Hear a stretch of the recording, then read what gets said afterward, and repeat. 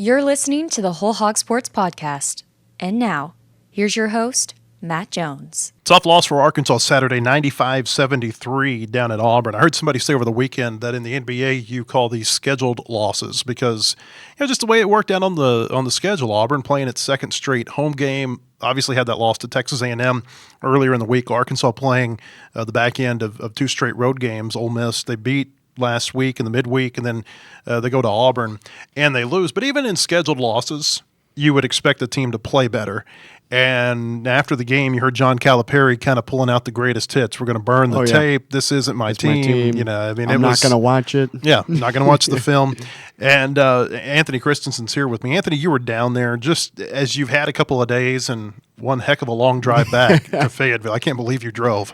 But as you've had a couple of days to kind of digest what happened, how do you put your finger on why things went so poorly for Arkansas? Yeah, I mean, I think first you have to give credit to Auburn. I thought that was the best I had seen Auburn play this season by a healthy margin. And Stephen Pearl said the same. Yeah. I've watched a decent amount of those games, just kind of waiting for everything to click because there's a lot of talent on that roster.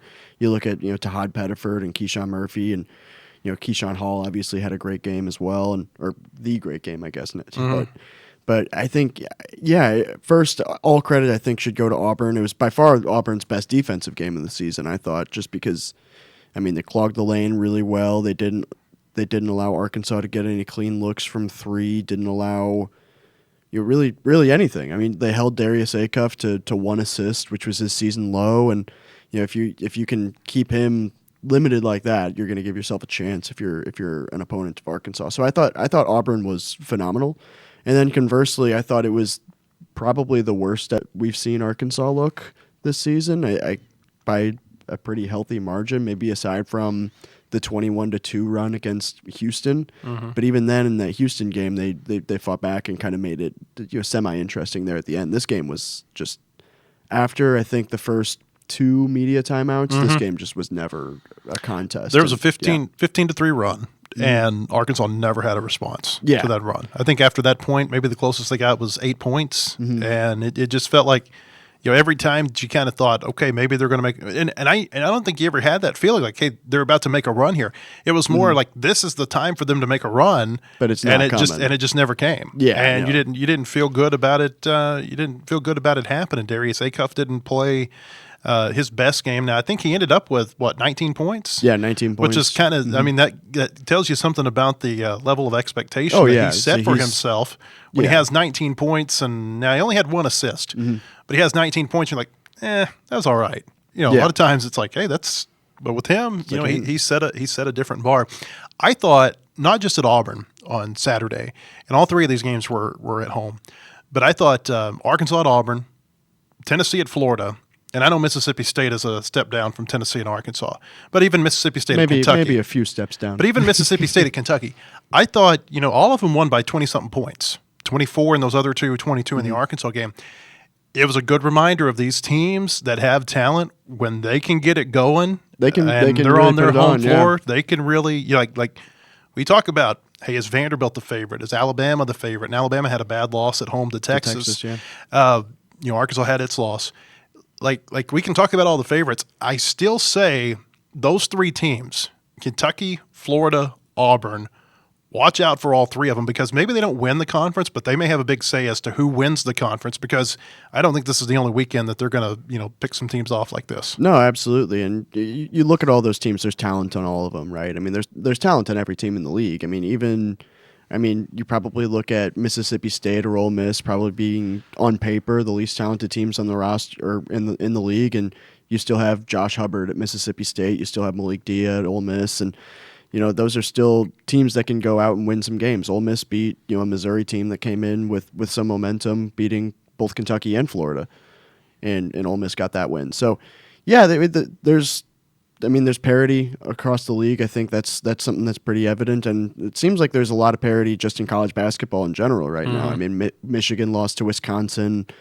Iowa State, got a decent game out of Oklahoma State this weekend, and Arizona's kind of just beating the crap out of everybody. But Purdue had a contest, I guess, against Penn State, and that Penn State team is not very good. So there's a lot of parity just throughout college basketball this season, which is awesome to watch. Makes for fun viewing. But yeah, I think it's Vanderbilt and the rest right now in the SEC, which is not something I expected. Well, there's actually two undefeated teams in the SEC right now. Do you know the other?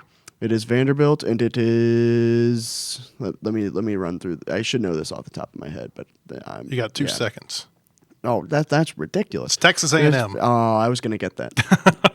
I was going to get that. Yeah, buckyball. Texas A&M could easily have a loss because of what happened at Auburn. What happened at Auburn. I think what happened in the Auburn A&M game had a huge impact on what happened in the Auburn-Arkansas game. They were mad. They were. Arkansas was stepping into a hornet's nest. Yeah, and John Calipari said it. Auburn was desperate for something, right? I mean, Auburn was 0-2 in the SEC, and arguably could have been or should have been 2-0. I mean, you look at the Georgia game, you look at the Texas A&M game. Those are 2 games that Auburn could have won, and I felt like the Arkansas game was the game where Auburn just put it all together. Everything just kind of came together for if only for just that one night. But I was just impressed with Auburn's all around game.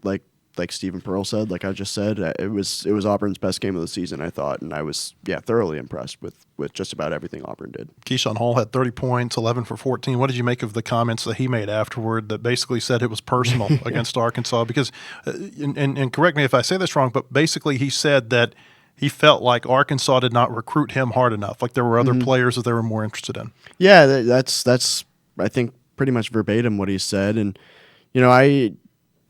recruiting's a very weird world, especially nowadays.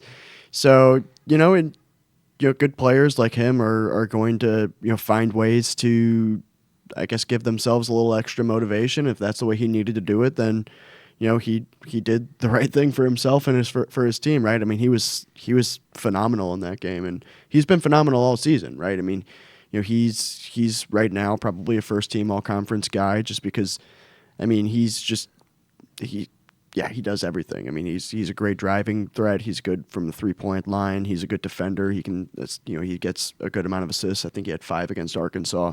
He leads Auburn in both points and rebounds, and he's a threat from everywhere. He's a good defender too. So, he's just a great player, and I think that guys like that are going to find ways to give themselves extra motivation if and when it's needed, and that, I guess, if how much of a slight he actually felt in the recruiting process from Arkansas, I'm not sure, but if he clearly used it as some sort of motivation, and it very clearly worked out in his favor, and he looked untouchable at that game, and really against Texas A&M too. He was phenomenal in that game too. But, I'm concerned about Arkansas's defense, and I have been for a while now. I mean, I would even go back to.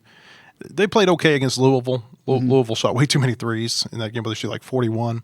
But Houston, I thought, really exposed some things defensively for Arkansas. And then, 3 games into SEC play now, what is it, 85, 86, and 95 they've given up? Or 86? 75, 87, and 95. Yeah, so but the point being, they've given up a ton of points, especially in these last 2 against Ole Miss and Auburn. I thought Auburn beat Arkansas at its own game. The transition offense for Auburn was great. And Calipari said after the game that, why is that? Well, Arkansas, they weren't driving. They weren't getting to the free throw line. They shot. And the stats can look a little misleading, the final stats. You look at it, Arkansas's 8 for 21 from 3. It's like, well, that's not too many threes. They shot 17 of them in the first half. Yeah. They were settling for too many threes. They could not keep Auburn from driving to the basket. They couldn't run Auburn off the 3-point line. I mean, it felt like the first half. It was like Murphy's Law for Arkansas, and especially after that second media timeout. It's like whatever could go wrong is going to go wrong for this team. It's the defense, I think, is a concern. But I think that what helps Arkansas defensively is doing those things like driving to the basket, getting to the line, the things that you can do offensively. If you make the other team work defensively, that helps you on the other end of the floor. And I felt like Arkansas did a lot of things on Saturday that just didn't make Auburn, have to work very hard on the defensive end.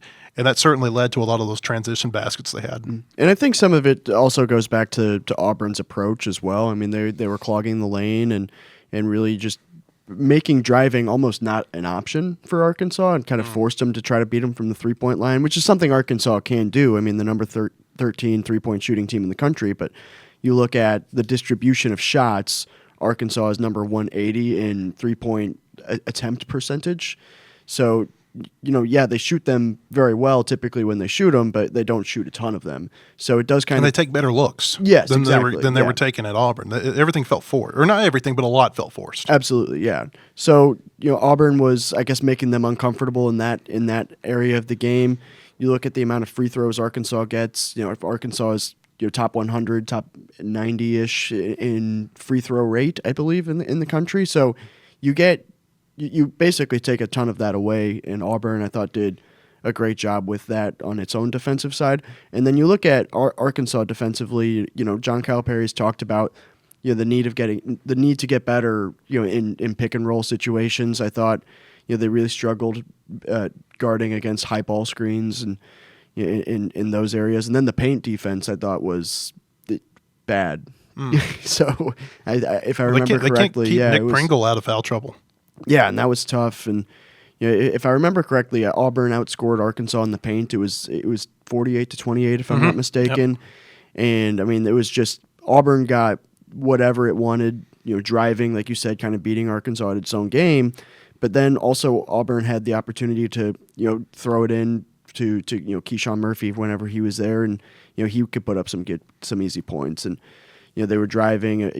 Elijah Freeman had a really nice drive. If I'm not mistaken, it came off a high ball screen and got to the rim just almost unimpeded, and got a big dunk near the end of the first half. So it was a lot of that kind of stuff, and the defense. It has been concerning, and I think it's been concerning from an Arkansas standpoint in a few different ways. I mean, you look at the Winthrop game; they really couldn't guard the perimeter, and some of that it obviously does sometimes come down to teams are just hitting shots or teams are just finding good looks. But you want to be, I guess, better against a team like that. Obviously, Auburn, it was everything. Sometimes that's just something that happens. But even James Madison hadn't really been shooting all that well and got 74 points, and Queen scored 80. So there are some concerns. Arkansas's defense is number 73, in the country, and right now through the 3 conference games, it's 14th of the 16. So it's that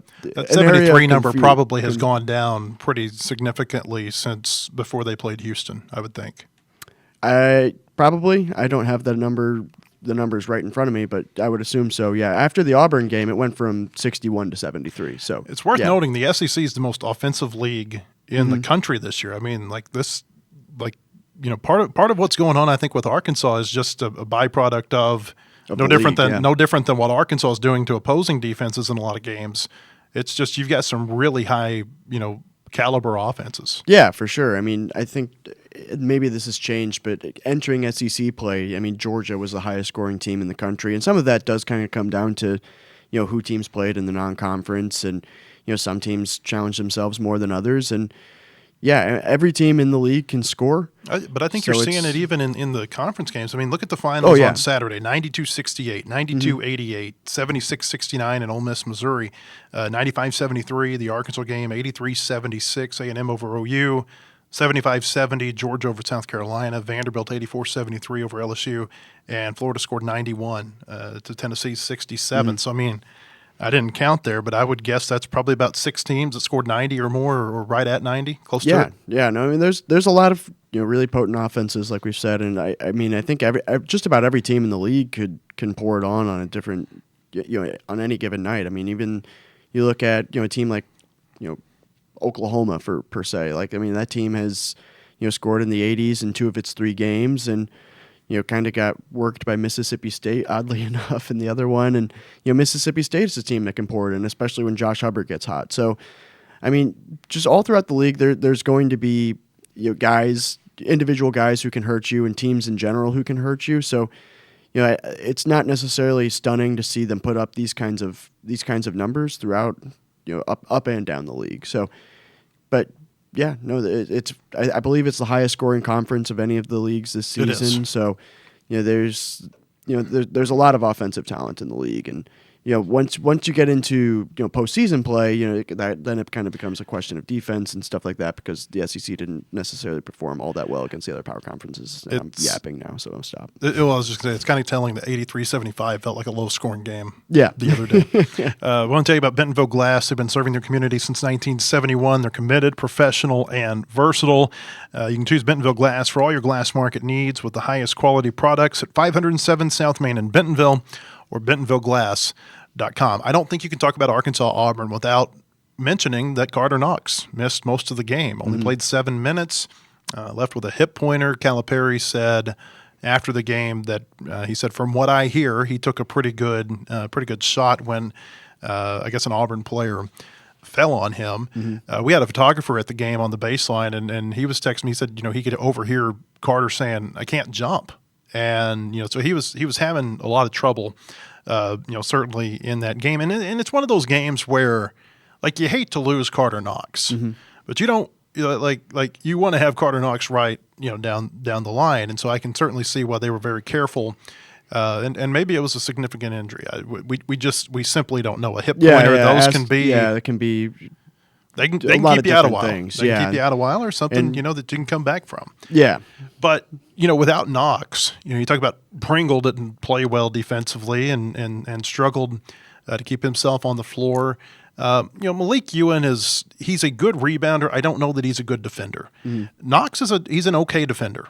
And I think that you talk about they get beat 48-28 in the paint. You wonder how much that changes if Carter Knox is able to play a full, 32, however many minutes that he usually plays. Yeah, no, it's obviously a significant loss. And, John Calipari didn't give any details about, the extent of the injury or how I guess, serious it was. And maybe, obviously, you don't we don't know the severity. No, we just know that he only played 7 minutes. Yes. So, but yeah, I mean, we got to talk to Malik Ewan after the game, and I asked him about how significant of a loss that was, just, in the context of just that one game. And he's just like, it was huge. I mean, you look at the way Carter Knox, even though his scoring and rebounding numbers maybe aren't what was expected in the preseason, he's still a guy who affects a lot of things, on both sides of the ball. So defensively, I thought it was a big miss, and I think you could. I think you could tell just because of how one-sided that game ended up being. But yeah, it's a huge miss, especially if it's something that keeps him out for a while. I don't believe we get an SEC availability report today. I don't think so. But probably tomorrow. We'll get one. I'm sure, just kind of in the lead up to that South Carolina game. Hopefully he can play. You never want to see any player get injured, but. It'd be a cool moment for the Knox family, I'm sure, to see him and Kobe Knox play against each other when South Carolina comes to town. But yeah, it's concerning, I think, is the word if you're looking at it from an Arkansas perspective. That Auburn Arena, what is it called now? Neville Arena? Neville Arena. Yeah, it was Auburn Arena for the longest time. But it only seats about 9,100, but everybody talks about how just kind of intimidating it is. It's not a whole lot smaller than Barnhill Arena was. And obviously Barnhill was what it was. Duke, it's got about, 9,000 seats at Cameron Indoor. So, the size does not necessarily equal intimidation. But I wonder, you were in there, what was the atmosphere like? Was it great, was it kind of what you expected it would be like? Yeah, no, for sure. I mean, I was telling, Matt and Hank, who were obviously on the trip with me, like Neville Arena is one of my favorite arenas to go to in the SEC of the ones I've been to. And after this season, I'll have checked off all the boxes, which I'm looking forward to. But yeah, I mean, it was a great environment, I thought. And, like I always say, it's not something that I don't really pay that much attention to the environments, or at least I try not to, just because, I mean, I'm not there to, I guess, take in the environment there. I'm there to write about basketball, but sometimes it is something that's noticeable, and I thought it definitely was in that game. And it was a lot of fun. I think you could tell, the fan base there was hungry for something like that. Was hungry for a big time win, and to get moving in SEC play. And it's a neat little arena. I like it a lot. It's you can get from the top to the bottom in like 3 minutes, which is nice. But yeah, no, it's a cool little arena, and the media room's kind of packed because there's a lot of people who cover the team. So there was a ton of people in there, and so yeah. But no, it's a neat arena. It's a good environment and all that. Yeah, it's amazing how much things have changed. I've never been to a game there, but I did go walk around the arena, and I think this was right before it opened. Arkansas played. I was at an Arkansas Auburn football game down there, and we got down there well beforehand, and you could walk into the arena, and it's just crazy to think about what Auburn basketball was thought of then, which was an afterthought, and just how far that program has come. And it's like Bud Walton. They opened it, and that was a national championship year, the first year they opened it, and then Bud Walton has just kind of had this mystique and this charm since then, which I think is largely, well, I mean, I think that it's partially based on the success that they had there very early. It's just weird how that works in maybe reverse there at Auburn. Arkansas plays South Carolina on Wednesday night. We'll have a show where we preview that game a little bit later in the week. But for people who don't know much about South Carolina, what would you tell them? Yeah, it's going. I mean, South Carolina. Are they better than last year? It's hard to be worse than last year, but yeah, I would say so. I mean, they haven't lost anybody like terrible. They gave Georgia a really good game the other day. Well, they're 1-2 in SEC play. Real quick, they're 1-2. Both of their losses are at home, but to ranked teams. Vanderbilt and Georgia by 12 and 5 points, and then they went to LSU in the midweek last week and won by 10. Road win. And so, I mean, they're not losing to bad teams. I mean, on paper, you would look at it and say, I guess Virginia Tech or Butler or Northwestern. No, those are teams that you don't obviously want to lose to, especially the Virginia Tech game at home. I do think they're better than they were last year. I mean, I think Kobe Knox has been a nice addition for them coming up from USF, and Michi Johnson coming back after going to Ohio State after he's gone back and forth between Ohio State and South Carolina. Has he made more moves than Keyshawn Hall? I don't know if it's more moves because I think it's because he's gone.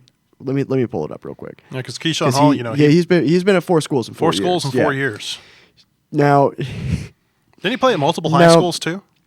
That I do not. I think he played at multiple high schools. I think he went from a high school to a prep school. Now, so it may legitimately be like 6 schools in 6 years for him. Yeah, I don't know for sure, but with Michi Johnson, so he's in his 5th year of college basketball. He started his first 2 years at Ohio State, transferred to South Carolina 2 years, then went back to Ohio State, and is now back at South Carolina. So he's a 6th-year guy. Yeah, so he's goodness.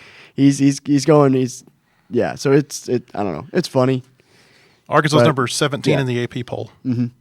Where'd you have him? 20. 20. Yeah, I had him 20. I felt like it was necessary to put Auburn above Arkansas, just at least for this week, just because of how much better Auburn was in that game than Arkansas. And Auburn also hasn't lost anybody bad by any means, so it's not like it's like an egregious pick. Well, they haven't lost any bad teams. They've got They've gotten 3 or 4 really bad losses. Yeah, they've gotten killed in some games, but they haven't lost any bad teams. But yeah, so I've got Auburn 19, Arkansas 20, just to kind of respect what Auburn did, and how long that stays the case is what it is. But yeah, I was the highest voter on Auburn this week, so you're welcome to the Plains, I guess. But are they unranked? They are unranked. Yes. Yeah. Okay. Arkansas number 17. You can read all of Anthony's Razorback basketball coverage at our website, wholehogsports.com. Razorback baseball preseason began today at Baum-Walker Stadium. We got baseball coverage at our website. We know a lot of people on here who listen to our podcast are big baseball fans. Hope you'll come to our website to read our baseball coverage as well. Hope to see you at our website or on the show tomorrow. Have a great day.